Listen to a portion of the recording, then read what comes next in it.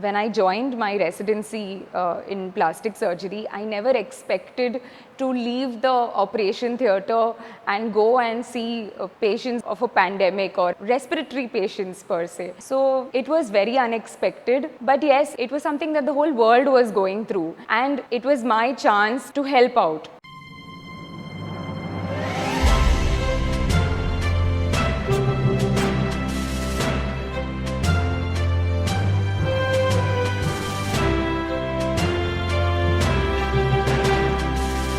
This is the Church on the Frontline with Bishop Alwyn De Silva.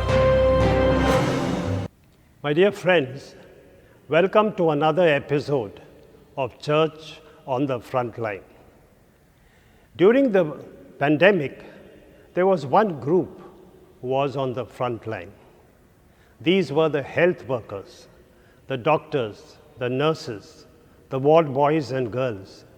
All of them were on the front line. Today we hear the story of one of the doctors who was on the front line. Kindly give your opinion on these videos.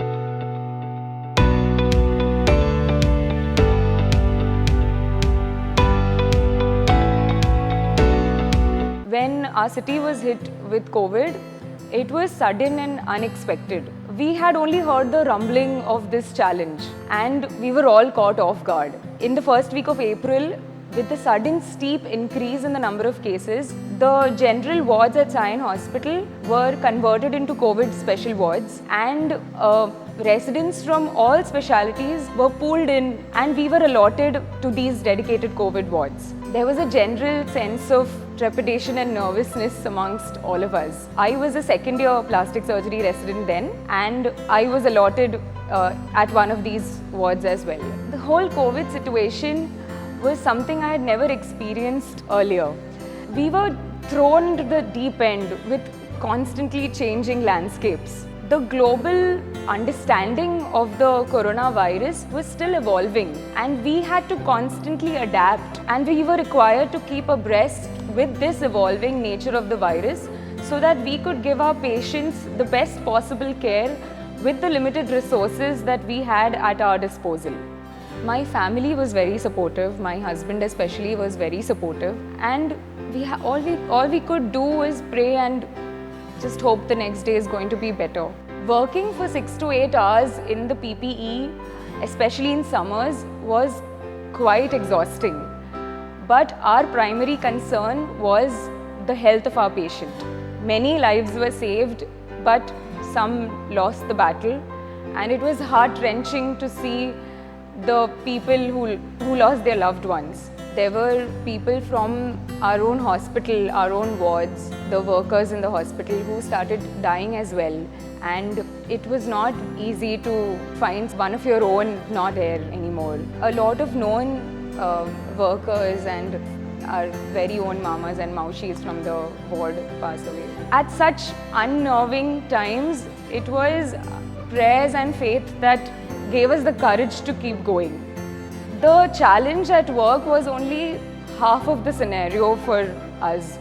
During the pandemic, I continued living at home with my husband and my sister, and the welfare of my family was always at the back of my mind, because I knew I would be responsible as a carrier if they got infected.